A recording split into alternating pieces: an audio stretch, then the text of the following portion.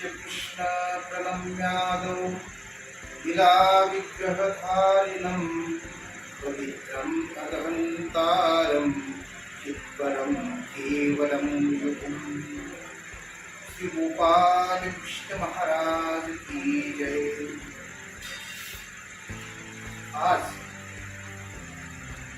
मैं इस चैनल के माध्यम से आपसे बात कर रहा हूँ,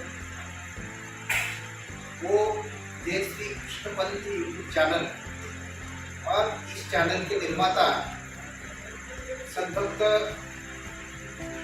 परमार्थ सेवक आशीष गांधी यहाँ उपस्थित है और इस चैनल के अधिकृत प्रवक्ता हमारे मित्र आदरणीय श्रद्धेय महंत श्री चक्रपाणी बाबा जी धाराशुकर। मुझे खुशी हो रही है इस बात की कि यहाँ में श्री क्षेत्र वाकी तालुका आष्टी जिला भिंड, यहाँ श्री चक्रधर स्वामी जी का महातीर्थ स्थान है। वंदन करने के लिए आया था। संत आशीष जी मिले, हमारे चक्रपाणी बाबा जी मिले और जिनके आश्रम में मैं यहाँ हूँ वो मेरे से बड़े हैं आदरणीय श्रद्धेय महंत श्री कृष्णराज बाबा जी लासुरकर। आज इस चैनल के माध्यम से मैं ये बताना चाहता हूँ कि 4 युग बताए गए हैं शास्त्र में। पहला कृतयुग, दूसरा त्रेतायुग, तीसरा द्वापर युग और चारों जो है कलियुग। तो इस 4 युग में ईश्वर अवतार धारण करते हैं, मतलब मनुष्य जैसा शरीर धारण करके हमारे बीच में आते हैं। जैसे गोपाल कृष्ण महाराज आए थे, अर्जुन को ज्ञान बताया। श्री दत्तात्रेय प्रभु महाराज जो माहौलगढ़ में विराजमान है, जैसे उन्होंने भी भक्त लोगों को ज्ञान दिया, उद्धार किया। जैसा हर युग में ईश्वर अवतार धारण करते हैं और भक्त को ज्ञान बताते हैं। ज्ञान और प्रेम ईश्वर प्राप्ति के 2 उपाय बताए हैं शास्त्र में। जिसको जो ठीक लगता है उस माध्यम से ईश्वर के और बढ़ते हैं, कदम बढ़ाते हैं और परमेश्वर के सानिध्य में पहुंचते हैं, जिसको मोक्ष कहते हैं। तो ऐसा ईश्वर का जो ज्ञान है वो संत लोग उनके गुरुजनों के सानिध्य में वो ज्ञान प्राप्त करते हैं। और ये जो ज्ञान है, ये ज्ञान जो अपने भारत भूमि में जन्म लिए हुए संभक्त हैं उन तक पहुंचना चाहिए।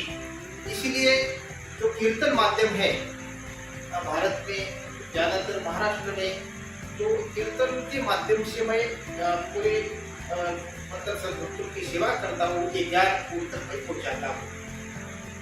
कीर्तन के बारे में बताएंगे तो मानव संप्रदाय में ये ऐसा नहीं, कुछ नए कुछ अभी शुरुआत हुई कीर्तन की। एक द्वापर युग में श्री गोपाल कृष्ण महाराज गीता में बताते हैं कि सततम कीर्तयतो माम एतत् तस्य गुणवर्ता, मतलब भगवान का ध्यान करना, उनकी लीला का वर्णन करना, उनका जो सुंदर रूप है उसका वर्णन करना, इसको बोलते हैं कीर्तन। तो प्रभु की लीला बताना यही कीर्तन है। जो राजा परीक्षित को सुग्रीव मुनि ने बताई थी और व्यास महर्षि उन्होंने भी बताया कि श्रवणम कीर्तनम स्मरणम पाद सेवनम अर्चनम वंदनम दास्य सख्य आत्मनिवेदनम, मतलब कीर्तन भक्ति भागवत में पहले बताई जो सबसे महत्वपूर्ण है, तो कीर्तन भक्ति। दूसरी बताई श्रवण भक्ति, जो सुनते हैं उनकी ही भक्ति महत्वपूर्ण है और वही भगवान की प्राप्ति तक पहुंचते हैं। ऐसा अगाध महिमा कीर्तन और श्रवण भक्ति का बताया है। पूरी नवविधा भक्ति बताई तो समय ज्यादा लगेगा, इसीलिए मैं कीर्तन के बारे में बताने वाला हूँ। इसलिए मैं बाकी बातें मैं बताना नहीं चाहता कि नवविधा भक्ति क्या है, ये मेरा आज का सब्जेक्ट नहीं है। इसलिए मैं सिर्फ कीर्तन के बारे में ही ज्यादातर बताऊंगा। तो ऐसी महान ऐसी कीर्तन परंपरा जो युगों से मतलब एक बहुत पुरातन कालों से ये चलती आ रही है और ईश्वर को पसंद है कि लीला वर्णन करना, कथा सुनाना ईश्वर की लीला, और उसके साथ अगर संगीत हो, जैसे हमारे अलग अलग राज्यों में उस भाषा से ईश्वर का गुणगान करना, स्तवन करना, और उसके साथ थोड़ा सा संगीत है तो और भी अच्छा लगता है। तो सीधी सादी बात करना इसको प्रवचन बोलते हैं, साथ में संगीत है तो उसको कीर्तन बोलते हैं। महाराष्ट्र में तो कीर्तन इतना लोकप्रिय हुआ है कि प्रवचन से ज्यादा कीर्तनकारों को ज्यादा मतलब बुलावा आता है, इन्विटेशन आता है, निमंत्रण आता है, और लोगों का ये कहना है कि आप गाओ, साथ में संगीत हो और हम सामने बैठे तो इतना अच्छा लगता है कि पूरी रात कैसी निकल गई ये भी समझ में आता है। तो कीर्तन की महिमा है। मतलब एक छोटी सी बात बताना चाहता हूँ कि नारद मुनि जो है वो सबको पता है। एक बार नारद मुनि जी ने श्री गोपाल कृष्ण महाराज जी को पूछा, हे ईश्वर, आप ज्यादातर कहाँ मिलते हैं? मतलब कोई नए कोई आदमी मिलते हैं तो उनको एड्रेस पूछते हैं, आप कहाँ के हैं, कहाँ रहते हैं? तो नारद मुनि ने श्री गोपाल कृष्ण महाराज जी को पूछा कि आप कहाँ मिलेंगे, आपका एड्रेस कैसा है, कहाँ रहते हैं? उन्होंने मथुरा नहीं बोला, उन्होंने द्वारका नहीं बोला, उन्होंने वृंदावन नहीं बोला, तो उन्होंने ऐसा बताया कि मद भक्ता यत्र गायन्ति तत्र तिष्ठामि नारद। नारद मुनि, मेरे भक्त जहाँ गाते हैं वहाँ मैं मौजूद रहूंगा और वहाँ मैं मिलता हूँ। हर समय जहाँ गायन चलता है, कीर्तन चलता है, प्रवचन चलता है, भक्ति चलती है, बस वहाँ मैं बिना बुलावे आता हूँ और यही मेरा एड्रेस है। मतलब कीर्तन इतना प्रिय है तो ईश्वर को पसंद है, कीर्तन इतना प्रिय है वो सब लोगों को पसंद आता है। ऐसी ही कीर्तन परंपरा महाराष्ट्र में महानुभाव संप्रदाय में ज्यादातर हमारे गुरुवर्य आदरणीय श्रद्धेय मंत्र श्री बाबू डॉक्टर बाबा शास्त्री, जिनको सब लोग जानते हैं, तो इन्होंने कीर्तन परंपरा लोकप्रिय बनाई और हम जैसे जो उनके शिष्य हैं उनको ये ज्ञान भक्त लोगों तक कैसे पहुंचाना चाहिए, इसके बारे में कीर्तन माध्यम कैसा है, इसकी जानकारी ज्ञान उन्होंने दिया। ये हमारे मानव संप्रदाय के बहुत सारे कीर्तनकार और प्रवचनकार इनके वो गुरुवरे हैं। ये विशेष करके मैं यहाँ उल्लेख करना चाहता हूँ। हमारे आदरणीय मंत्र कृष्णदास बाबा, इनको भी आदरणीय बाबू डॉक्टर बाबा जी का सानिध्य प्राप्त हुआ है। उनका हमारे जो चक्रपाणी बाबा जी है प्रवक्ता इस चैनल के, उनको तो बाबा बचपन से ही ज्यादातर चाहते हैं, प्यार करते हैं।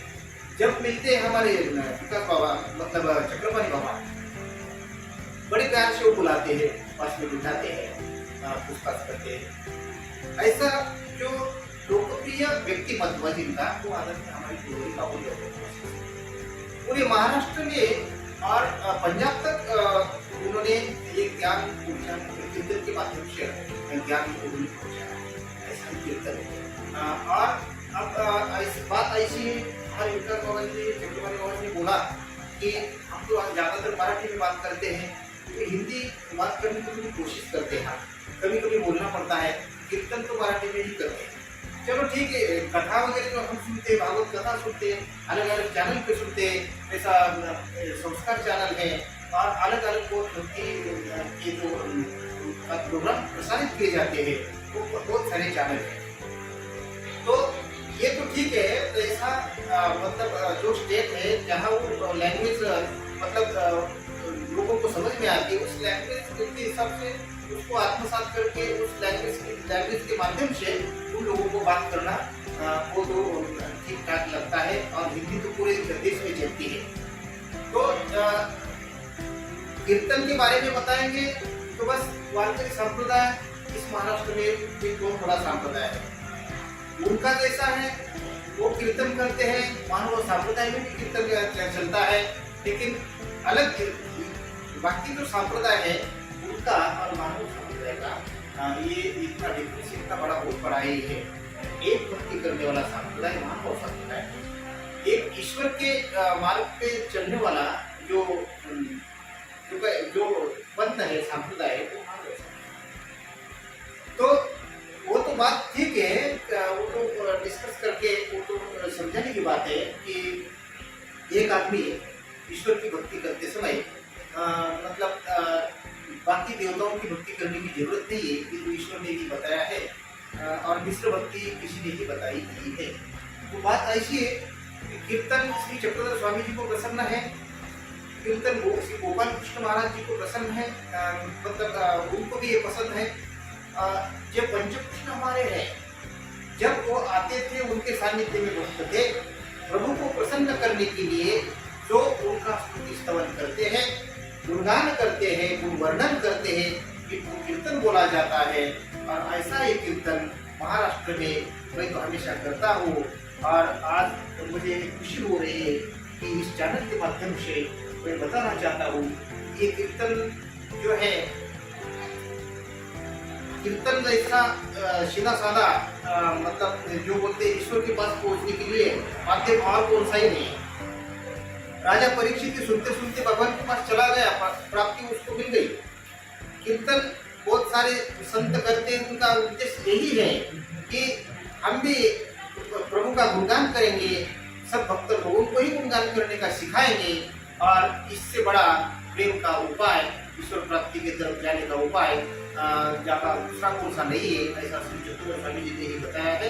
और इसीलिए इस माध्यम से मैं बताना चाहता हूँ कि महाराष्ट्र की कीर्तन परंपरा, और इस कीर्तन परंपरा के माध्यम से हम भक्त लोगों के पास हमेशा पहुँचते हैं, उनको ज्ञान बताते हैं, उनके हृदय में जो अज्ञान है, जो अंधकार जो है अज्ञान रूपी, वो दूर करने की कोशिश हमेशा हम करते हैं और ये हमेशा चलता रहेगा। बस आप सब लोगों की एक मतलब ईश्वर से प्रार्थना कि जो ज्ञान है सब जीवों के लिए आवश्यक है और उद्धार उसके बिना नहीं है। इसलिए ये परमेश्वर जो ज्ञान बताते हैं वो आत्मसात करना जरूरी है। इतना ही मैं बताता हूँ। और उस ये जो चैनल है देश पंथ, इनको बहुत सारी बधाइयाँ देता हूँ कि महाराष्ट्र में आपका स्वागत है। आपको मिलकर बहुत खुशी हुई और ऐसा ही धर्म कार्य आपके हाथों से होता रहे, इतना बताते हुए मेरे दो शब्द में यहाँ समाप्त करता हूँ। धन्यवाद।